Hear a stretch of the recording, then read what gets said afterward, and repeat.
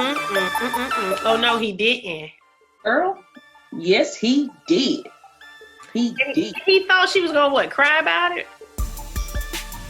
I think he thought he was gonna break her. Okay.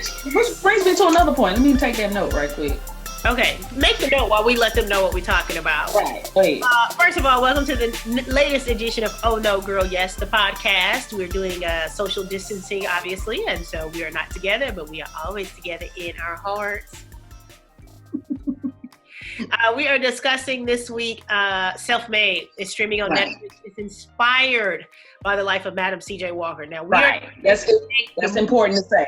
Or liberties taken in the movie, anything like that. We're just going to talk about something we saw in the movie that makes sense for us to talk about on this podcast. Okay? Yeah. Before we get there, I want to shout out to all of our Patreons that signed up in the past week. Hey y'all. We dropped a new video today. It's actually a teaser for this week's episode that's going to be dropped later this week. So y'all check that out and see the hilarity behind the scenes stuff that we have. So have I seen this video?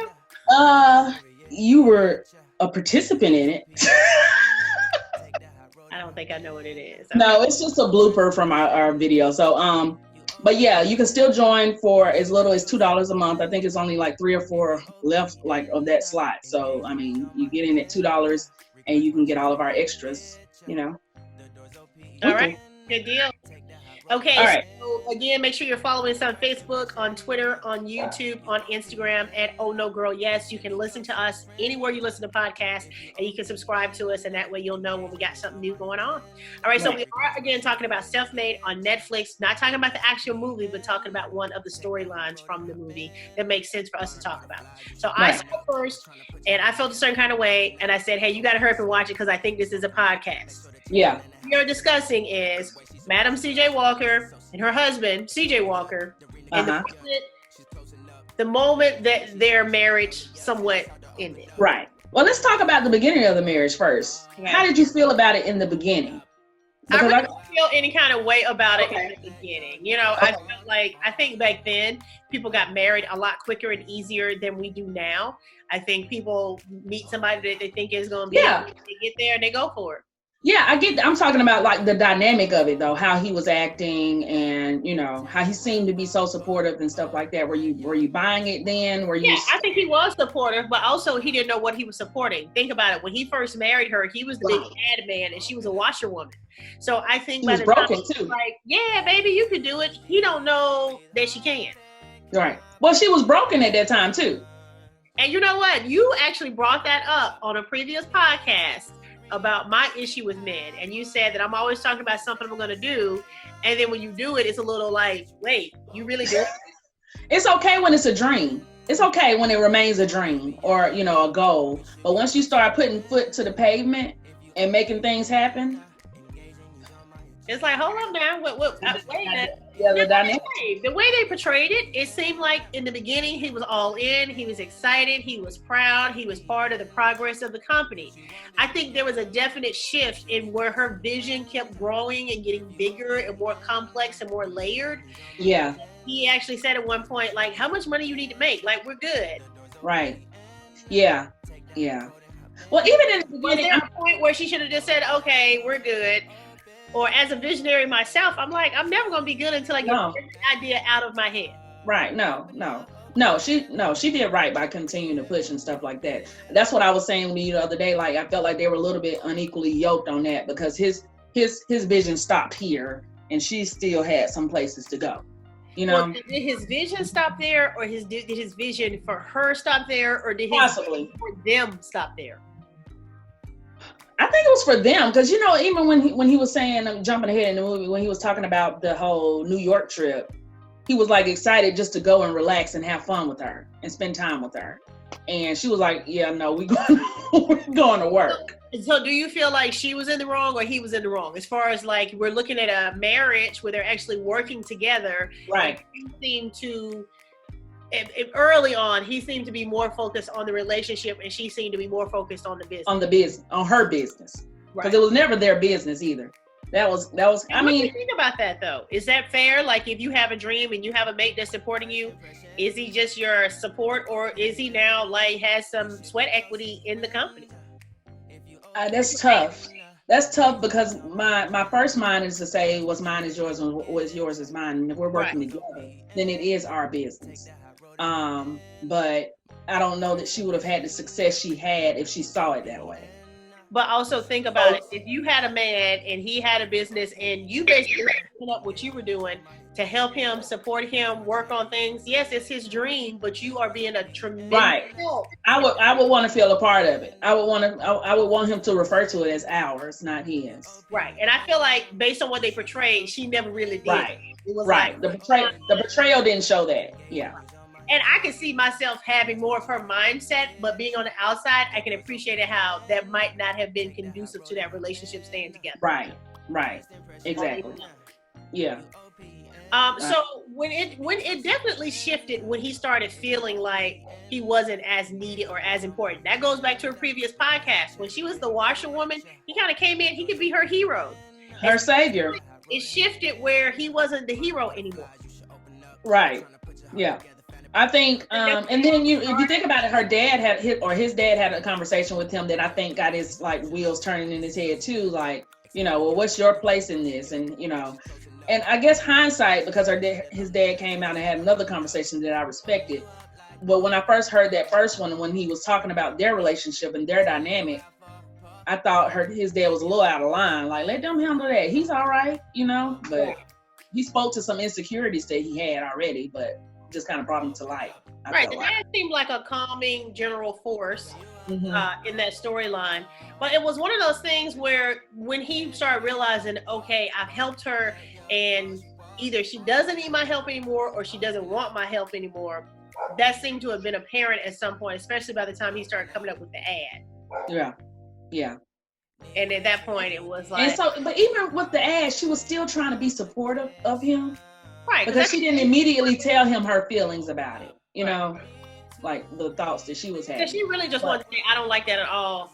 Don't ask me that's about it. But she was like, okay, well, yeah, maybe, well.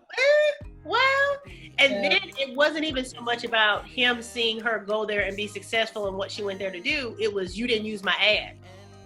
It was like she had a successful meeting, but then he was upset that she didn't use his contribution. Right. And he saw it from his standpoint. He didn't know what happened in the meeting. He didn't know what the dynamic was when they were sitting around talking at dinner, or with W.E.B. Du Bois coming up and all that kind of stuff. So he, I mean, I could kind of see where he felt, a little certain kind of way. His position in the story up to a point. Up to a point now, yeah. He lost me when he just started getting drunk and becoming a liability versus an asset. When he started becoming a complete liability, it was like, okay, I understand your feelings hurt. And then I started thinking about how many times I have seen a man come apart around me like that. When I'm thinking we doing good, just hang out with me, we gonna have a good time, you won't have no problems. And you steady sitting there trying to apologize for him, or he's embarrassed you, or disappointed you in a way. And he showed his true colors, I think. You know what I mean? He was painted to be... Was that his true colors, though? Or was he kind of pushed to that point of, hey, she don't need me no more? You think he was always that person? I think he was always that person. He needed somebody to be... He needed to be needed. And once that happened, that wasn't going to work anymore for him. And so even if she had taken him back, which obviously we were all happy she didn't. Well, we were. But even if she had, there would have been an issue down the road, Yeah, but see, but even in the taking him back, I don't think, and as she said, she wouldn't have cared about him cheating on her or doing whatever. It was the fact that he went with somebody who had already betrayed her. That's what I'm saying. It was so malicious. Right. It wasn't, I cheated on you because I was lonely and I was sad. Now she pursued him, or at least the movie showed that Dora pursued him, but he could have done that too. He could have let his anger out on anyone or whatever he was doing. Right. That's what it looked like when they were sleeping together. It was like, was he really interested or attracted to her, or was it just to get back at the scene? The way they shot that scene made it seem like he was taking out his anger on his wife, on his lady. Well, dang, I didn't really watch it like that, but okay. Oh, you need to go back and just watch. I might need to go back and watch that scene. I promise you, that's what it looked like, because it looked like angry sex, basically. Oh, okay. from his perspective. Right. Anyway, I don't have a problem. I will go back and read it. but the thing is, I feel like he had an argument up to that point. Well, up to the point that he was drunk for her meeting at the warehouse and then at the factory. And then obviously when he decided to move forward with this other woman who had already betrayed her, I felt like, okay, now he's making a conscious choice to hurt her. And I think that's a big difference between a man and an insecure man. I think in any relationship or any context of relationship, both parties potentially can hurt the other's feelings. There's going to be misunderstandings. There's going to be words misspoken. And that's just life. But for someone to intentionally try to cause you harm, that's something I can't go back from. That was with my last situation. And it was a little bitty thing where he just decided not to return my text messages for the day. And I told him, I don't know where you was raised or what they taught you there on that farm, but I don't do that. If you felt a certain kind of way, then you need to communicate you feel a certain kind of way. But just not responding to me because you felt a certain kind of way to try to cause me some kind of upset feeling, that's going to be a 0 on the scoreboard every game. No, I agree. I mean, it was so intentional. He intended to hurt her in that moment. Right. Now, do you think, my question is this, well, a couple of questions, but the first one that comes to mind, if he hadn't ruined her opportunity, the business opportunity, then do you think they would still been together? Or she would have taken him back? She would have forgiven him? Because I felt like that might have hurt. I know the cheating hurt. Oh, you think the business opportunity, him coming in there drunk, hurt her was more? The nail in the coffin. Yeah, so to speak. It came first.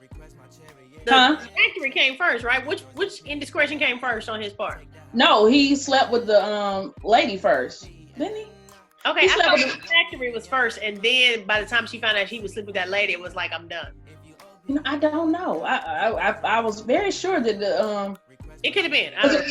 Because in my mind, I was thinking, oh, he's not coming back from this at all now. Like, I remember watching it thinking like, oh yeah, he just ruined that. I would say for her, the business indiscretion hurt more.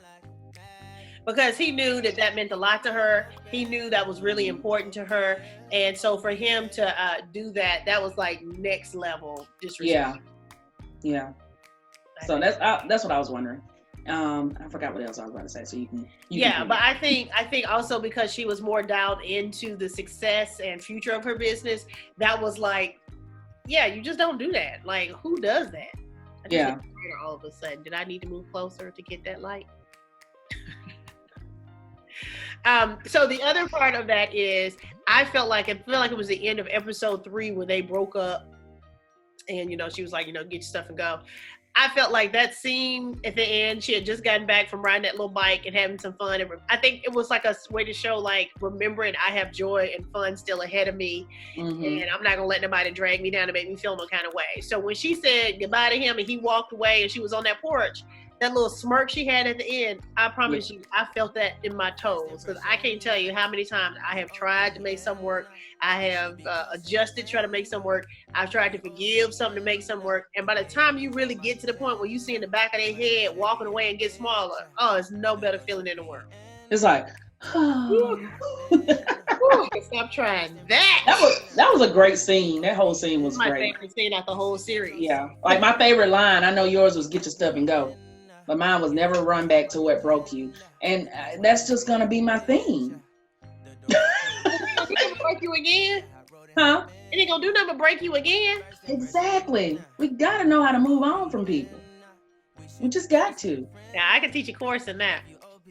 I don't think I have that huge of a problem with it, but sometimes you are tempted to like just allow someone back into your space that just doesn't have, there's no room for it. I feel like that keeps something better out of your space if you got something. With the self-isolation and the quarantining, have you been tempted to allow someone back in your space just to have somebody to talk to or something to do? Mm-mm. Yeah, me either. No. I thought it would be harder, but I've been social, but just physically distant, but social. Yeah. Online. I mean, I post more online now than I ever have before in my life. This is true. Well, I'm going through the transition of being self-employed, #unemployed. And just sharing more, talking about more things. And so it's just been fun for me to kind of get to know myself. And like I told you, even if it's a new guy, I'm just not bored enough yet to try to engage. I think I would have to like run out of stuff to do around the house. Yeah. And then the whole meeting a new guy right now, which is kind of why I kind of backed away from the app for a little while, because I did get back on the app. It's like I can't meet him. So I don't want to waste any energy the next month just either thinking this guy's a great guy and then meet him in person, and it's like not a good thing. So it's kind of like a weird space to be. Like FaceTime him and get a vibe, or no? Yeah, you could, but I guess so. But I guess I don't have interest. You just don't want to. That's all that is. Okay, so back to the movie. When he left, there were some years that went past. They didn't really tell us how long went past where she still was growing her business. One of the things that really struck out to me, I felt like every time that she had a setback, it really set her up for the next big thing. Because, whether it was somebody saying, they didn't want to use her face or image, she was like, oh, that's cool. I'll use my face on everything. It's like one of those things where everything that was supposed to be a negative, she flipped it and turned it into a positive. Right. And made it work for her, Yeah. And so I thought that was very inspirational. I really was inspired on a lot of levels. And again, it also inspired me to go and research the actual story of Madam C.J. Walker, as well as her her competitor, whose real name was Annie Malone. Yeah, and they took creative liberty in telling the story, for sure. Yeah. And the other part that I liked about the actual storytelling of the film was how they would have her dreams, like, these fantastical moments of her dreams that no one else could see. And as a dreamer and as a creative, it really made a lot of sense, because a lot of times before I have one of my great ideas, I see the dancing bears and I'm like, yes, and then we can do this and then do this. And people are like, you really think that's going to work? I'm like, yeah, I already saw it. So I thought that was a great representation of a dreamer having these vivid visions of what somebody else might think is ridiculous. Yeah. I was super inspired at the end of it. Super inspired. Like she had a lot of obstacles she had to overcome. And it just, like you said, it seems like for every obstacle, it took her to the next level. Once she overcame that, it took her to the next level. And so, yeah. She was now, one of the inspirations I'm afraid it may have offered us as singles. Did it inspire I don't need no man.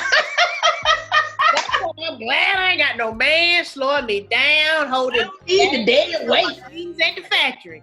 That's why I'm glad I ain't got no man. No, you do have to be careful with that type of inspiration. Right. Because we are very delicate for that type of inspiration. Yeah. Like, oh, yes. Like, that's why that porch scene. That's what I'm talking about. That's my point. That's why that porch scene was so powerful. It's like, oh, yes. Because I was going to be so mad. I mean, obviously, you know how it works out in the real world, but I just was going to be so mad if she had a soft heart for him at that moment. She didn't need a soft heart. What about that hookup sometime later? That was fine. That was fine. She put her clothes on and left. So you didn't feel when that happened, you didn't feel like, no, don't give him none, don't go back. It was like, whatever, she did what she had to do, whatever. Mm-hmm. Now it's back to business. Thank you kindly. But no, I actually did not feel a certain kind of way about that. Were you a little upset with her? What's the point of you being my ex-husband if I can't sleep with you sometimes? Right. Yeah. But they were still married at that point, so. Right, exactly. And I think it was also because I could still have you if I wanted you. I think some of it was her final, like, tee-hee-hee, look at you, Yeah. Because also we discussed the casting. I think the casting of Blair Underwood with Octavia Spencer gave this impression of, oh, this woman should be happy and proud to have Blair Underwood. So what's she talking about? What's her problem? Right. It's like, baby, you don't know nothing, okay? I don't care what he looked like. Why do Blair Underwood keep taking these roles though? Because I don't even think he's cute no more. He didn't been. It's hard to see him as an attractive man when he's always this person. I don't think he's been attractive since he. No, he's still attractive. The world was Stoney and set it off. He's still attractive to me. I can't lie, but I just don't even see him like that now because I'm like, oh, here come Blair Underwood with his trifling. Yo, everybody watch out! Here come Blair Underwood. I don't know why taking these roles. Maybe it's just okay. Stop taking these roles. You know who else is an actor like that? Michael Beach. Yes. Here he comes. Rolling your eyes. I had to learn his name because I disliked him so much and everything. I was like, who is this man? So I can call him by his name. I don't know, but he does it well though. He does it well. In real life, Michael Beach and his new wife the ex-wife lives with them. So Google that. They said it just for them. He said he loves her and their kids, and he has a new wife. Where did I see that? Did I see? Are they on? But that's the thing. Michael Beach. Google it. He was the horrible Vanessa Williams husband in Soul Food. Right. And then I remember the bad guy in. Remember what was the show? ER. Was it ER? And he gave his wife AIDS or something. That was years ago. You might have been a baby. So did we go over everything we need to talk about on self-made? All the themes. We hope that it does not reinforce and reconfirm our feelings of being happily single. We are happily single, but we do want to have a space for a partner, for a compatible mate. But what it made me nervous about is there a space for both? Like, you know what I mean? Like with her, I felt like she was very, very headstrong, I guess, and that propelled her to, have the success that she had. Had she not had that attitude about her business and that stuff, this, that, and the other. But is there room for balance when it comes to business and relationships? I know we've talked about this before, but it kind of reiterated the fact that I think that it would be hard to do both. It would be hard to have a successful business and a successful relationship? That's what you're saying? It's hard to do both? Do I think it's hard to have a successful relationship and a successful business? Well, I have not done either on the level of success I would hope yet. So I really can't speak to it from just a point of reference. In a point of dreaming, I would hope so. I would hope he would be really successful in what it is he's trying to do, and I could support and encourage him. And I would hope he'd be available to do the same to me. So in my mind, I think they can both coexist. And actually, I think they can help each other, because I think if you have that successful relationship with someone you trust as a partner, that keeps you focused and level in an area where you can succeed more in business. And I think that will just make the business better and also make the relationship better. See, like with their situation, I would have appreciated him just having his own advertising firm. And maybe, I think they would have worked better if they were not working together. Not saying couples can't work together, because they can, but in their situation, I don't think it was going to work. Right, but see, the way they portrayed it, it seemed like he didn't plan on working for her. Yeah, I agree. It just kind of turned into, okay, this thing is getting bigger, let me help her out. Mm-hmm. And then by the time she really don't need your help and ain't appreciate your help, you're like, wait a minute, I know we got to go, but what is the Booker T. Washington thing? Like, what? Do you think they shared that like that? Because I heard it was false, first of all, but I'm saying, like, when he went into the bathroom, I'm talking about the movie part. When he went into the bathroom, why wasn't he honest about that? He let this lady think. He be honest. He had to act like he was the man. He had to act like he delivered on that. He failed to mention there was a that backfired. Failed to mention. But you know what? He wanted to be the hero. Again, he just wanted to be the hero. Yeah, that's true. It was not going to be the hero. We are talking about Self-Made on Netflix. Go check it out. Inspired by Madam C.J. Walker's life. We say inspired by because there was several creative liberties taken with telling the story, but hopefully it will inspire you to do your own research on your own as we did. We were just talking about the relationship that was portrayed between Madam C.J. and her husband and how we hope it does not reinforce some ideas we already have. I don't need you. Fingers crossed. Good luck with that. All right, we hope everybody is maintaining their social distance and also adhering to all CDC and WHO and Presidential Task Force guidelines. That's the PSA of this. Don't forget to follow us on Facebook, Twitter, Instagram. Make sure you subscribe to the page. Also on Patreon, and share it. Once you have shared your comment, you like the podcast, share it with a friend. Yeah. You said all of them. You You did it. All right. Well, until next week. Oh, no, he didn't. Girl. Yes, he did. Girl, I forgot. My bad.